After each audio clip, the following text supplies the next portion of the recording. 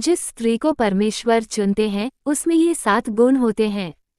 मुख्य वचन, मनुष्य तो बाहरी रूप को देखता है परंतु यहोवा मन को देखता है। 1 शमूएल 16:7। शालोम। प्रभु यीशु मसीह के अनमोल नाम में आप सभी का स्वागत है।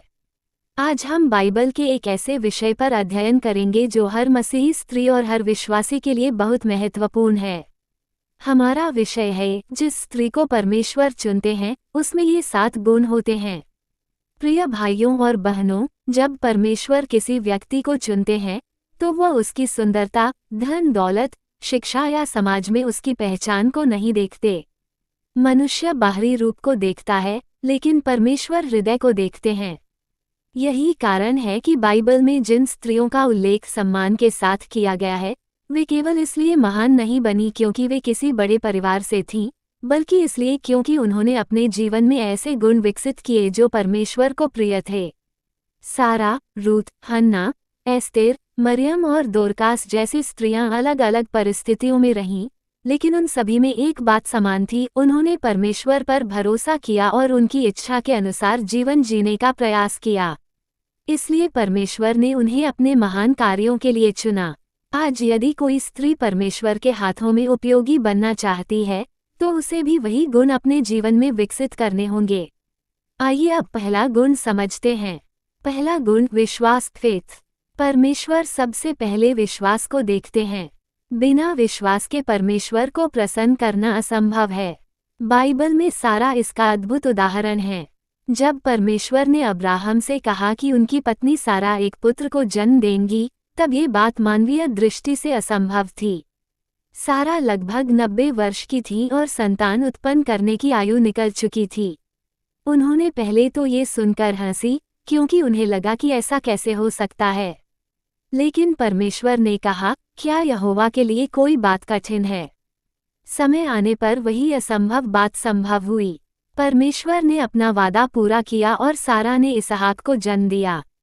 इससे हमें ये सीख मिलती है कि परमेश्वर का समय सबसे उत्तम होता है। कभी कभी हमें उत्तर मिलने में देर होती है, लेकिन इसका अर्थ यह नहीं कि परमेश्वर ने हमें भूल दिया है। आज भी बहुत सी बहनें परिवार, बीमारी, आर्थिक कठिनाइयों, विवाह या संतान के विषय में वर्षों से प्रार्थना कर रही हैं। यदि उत्तर अभी तक नहीं मिला तो निराश मत होइए। जिस परमेश्वर ने सारा के जीवन में चमत्कार किया वही आज भी जीवित है। उसका हाथ छोटा नहीं हुआ है। विश्वास का अर्थ है, परिस्थितियां चाहे कुछ भी कहें, फिर भी परमेश्वर के वचन पर भरोसा बनाए रखना। इसलिए यदि आप चाहती हैं कि परमेश्वर आपको अपने कार्य के लिए उपयोग करें, तो सबसे पहले अपने विश्वास को मजबूत बनाइए। प्रतिदिन बाइबल पढ़िए, प्रार्थना कीजिए और हर परिस्थिति में परमेश्वर पर भरोसा रखिए। दूसरा गुण, आज्ञाकारिता, ओबीडियंस। विश्वास के बाद दूसरा महत्वपूर्ण गुण है आज्ञाकारिता। केवल परमेश्वर की बातें सुनना पर्याप्त नहीं है, बल्कि उन्हें अपने जीवन में मानना भी आवश्यक है। इसका सबसे सुंदर उदाहरण मरियम के जीवन में मिलता है। जब स्वर्गदूत जिब्राइल ने उन्हें बताया कि वे पवित्र आत्मा की सामर्थ्य से यीशु मसीह को जन्म देंगी, तब ये बात समझना आसान नहीं था। समाज उन्हें गलत समझ सकता था और उन्हें कठिनाइयों का सामना करना पड़ सकता था। फिर भी मरियम ने विरोध नहीं किया।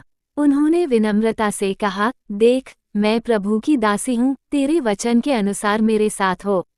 यही सच्ची आज्ञाकारिता है। आज कई बार परमेश्वर हमें क्षमा करने, पाप छोड़ने, सेवा करने, सुसमाचार सुनाने या किसी कठिन निर्णय के लिए बुलाते हैं, लेकिन हम अपने डर, सुविधा या लोगों की राय के कारण पीछे हट जाते हैं।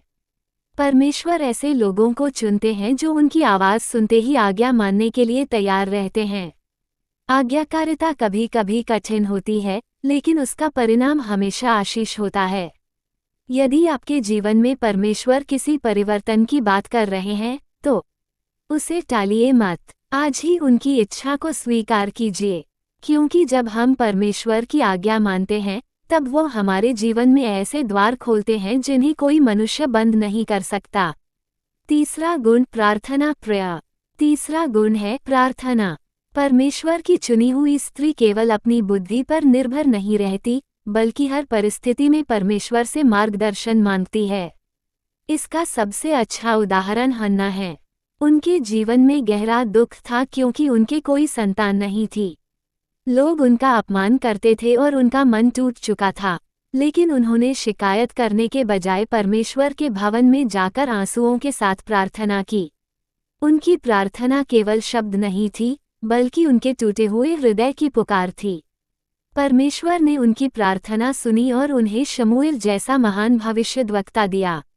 ये घटना हमें सिखाती है कि परमेश्वर हमारी हर प्रार्थना सुनते हैं। हो सकता है उत्तर तुरंत न मिले, लेकिन वो सही समय पर अवश्य उत्तर देते हैं। आज यदि आपके जीवन में कोई ऐसा बोझ है जिसे आप किसी से नहीं कह सकते, तो उसे प्रभु के चरणों में रख दीजिए। प्रार्थना केवल मांगने का माध्यम नहीं है, बल्कि परमेश्वर के साथ संबंध बनाने का सबसे सुंदर मार्ग है।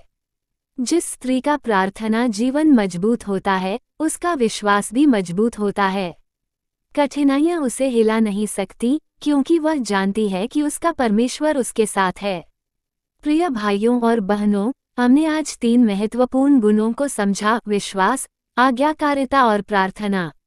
यही वे गुण हैं जिनसे परमेश्वर किसी साधारण व्यक्ति को असाधारण कार्यों के लिए तैयार करते हैं। यदि ये 3 गुण हमारे जीवन में होंगे, तो परमेश्वर हमें भी अपनी महिमा के लिए उपयोग कर सकते हैं। अगले भाग में हम जानेंगे कि परमेश्वर की चुनी हुई स्त्री में नम्रता, साहस और पवित्र जीवन क्यों आवश्यक हैं। जिस स्त्री को परमेश्वर चुनते हैं, उसमें ये 7 गुण होते हैं। अब तक हमने विश्वास, आज्ञाकारिता और प्रार्थना के बारे में जाना। आइए अब आगे बढ़ते हैं और उन 3 गुणों को समझते हैं जो परमेश्वर की चुनी हुई स्त्री के जीवन को और भी प्रभावशाली बनाते हैं। चौथा गुण है नम्रता और वफादारी। इस गुण का सबसे सुंदर उदाहरण हमें रूत के जीवन में मिलता है। रूत एक मोआबी स्त्री थी। उनके पति की मृत्यु हो गई थी और भविष्य अनिश्चित था। उस समय वह चाहती तो अपनी पुरानी जिंदगी में लौट सकती थी, लेकिन उन्होंने अपनी सास नाओमी का साथ नहीं छोड़ा। उन्होंने कहा, जहाँ तू जाएगी, वहाँ मैं भी जाऊंगी, तेरे लोग मेरे लोग होंगे और तेरा परमेश्वर मेरा परमेश्वर होगा। रूत 1:16। रूत ने किसी स्वार्थ के कारण ये निर्णय नहीं लिया। उनके पास धन नहीं था, भविष्य की कोई गारंटी नहीं थी, फिर भी उन्होंने परमेश्वर पर भरोसा रखा। यही सच्ची वफादारी है। आज बहुत से लोग तब तक साथ रहते हैं जब तक उन्हें लाभ मिलता है, लेकिन परमेश्वर ऐसे लोगों को चुनते हैं जो परिस्थितियों के बदलने पर भी विश्वासयोग्य बने रहते हैं। वफादारी केवल परिवार में ही नहीं, बल्कि परमेश्वर, कलीसिया और सेवा के प्रति भी होनी चाहिए।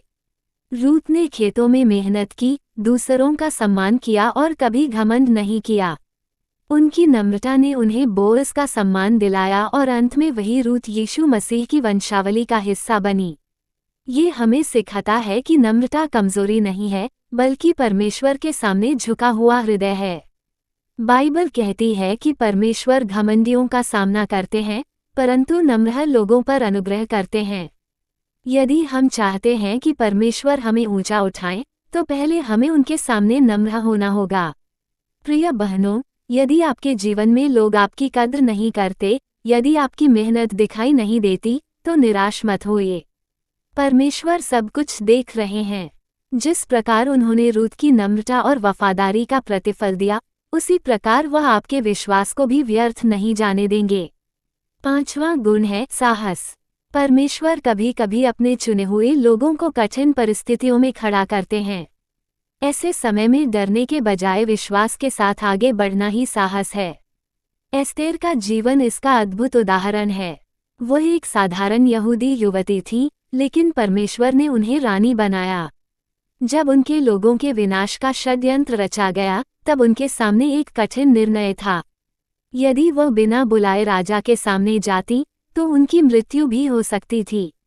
उनके चचेरे भाई मोर्दकई ने उनसे कहा, क्या पता तू ऐसे ही समय के लिए राज्य में पहुंची हो। एस्तेर 4:14। इन शब्दों ने एस्तेर के भीतर विश्वास जगा दिया। उन्होंने उपवास किया, प्रार्थना की और फिर साहस के साथ राजा के सामने गईं। परमेश्वर ने उनके साहस को आशीष दी और पूरे यहूदी राष्ट्र को बचा लिया। आज भी परमेश्वर ऐसी स्त्रियों को चुनते हैं जो सत्य के लिए खड़ी होती हैं, जो परिवार में, समाज में और अपनी गवाही में मसीह का नाम लेने से नहीं डरती। साहस का अर्थ डर का न होना नहीं, बल्कि डर के बावजूद परमेश्वर पर भरोसा करके सही काम करना है। यदि कभी आपको अपने विश्वास के कारण लोगों की आलोचना सहनी पड़े, तो एस्तेर को याद कीजिए। परमेश्वर आपके साथ हैं। जब वह किसी को चुनते हैं तो उसे अकेला नहीं छोड़ते। छठा गुण है पवित्र जीवन। परमेश्वर पवित्र है, इसलिए वह चाहते हैं कि उनके बच्चे भी पवित्र जीवन जिएं। 1 पत्रस 1:16 कहता है, जैसा तुम्हें बुलाने वाला पवित्र है, वैसे ही तुम भी अपने सारे चाल चलन में पवित्र बनो। पवित्रता केवल कपड़ों या बाहरी रूप तक सीमित नहीं है। इसका अर्थ है शुद्ध विचार, शुद्ध वचन और परमेश्वर की इच्छा के अनुसार जीवन। आज संसार हमें समझौता करना सिखाता है। लोग कहते हैं कि थोड़ा सा झूठ, थोड़ा सा पाप या थोड़ा सा समझौता कोई बड़ी बात नहीं है। लेकिन परमेश्वर का वचन हमें अलग जीवन जीने के लिए बुलाता है। मरियम का जीवन पवित्रता का सुंदर उदाहरण है। उन्होंने स्वयं को परमेश्वर के लिए समर्पित रखा और उनकी इच्छा को स्वीकार किया। इसी कारण परमेश्वर ने उन्हें यीशु मसीह की माता बनने का महान सम्मान दिया। यदि कोई स्त्री अपने विचारों, अपने शब्दों, अपने व्यवहार और अपने संबंधों में परमेश्वर का भय मानती है, तो उसका जीवन दूसरों के लिए गवाही बन जाता है। प्रिय बहनों और भाइयों, पवित्र जीवन जीना आसान नहीं है, लेकिन यह असंभव भी नहीं है। जब हम प्रतिदिन बाइबल पढ़ते हैं, प्रार्थना करते हैं और पवित्र आत्मा के मार्गदर्शन में चलते हैं, तब परमेश्वर हमें बदलते हैं। वो हमारे स्वभाव को नया करते हैं और हमें अपने स्वरूप में ढालते हैं। याद रखिए, परमेश्वर प्रतिभा से अधिक चरित्र को महत्व देते हैं। वो सुंदर चेहरे से अधिक सुंदर हृदय को देखते हैं। इसलिए यदि हम नम्रता, वफादारी, साहस और पवित्रता में बढ़ते रहेंगे, तो परमेश्वर हमें अपने कार्य के लिए सामर्थी रीति से उपयोग करेंगे। इसी संदेश के साथ हम अगले भाग में 7वें गुण प्रेम और सेवा को विस्तार से समझेंगे और जानेंगे कि क्यों सेवा करने वाला हृदय परमेश्वर को सबसे अधिक प्रिय होता है।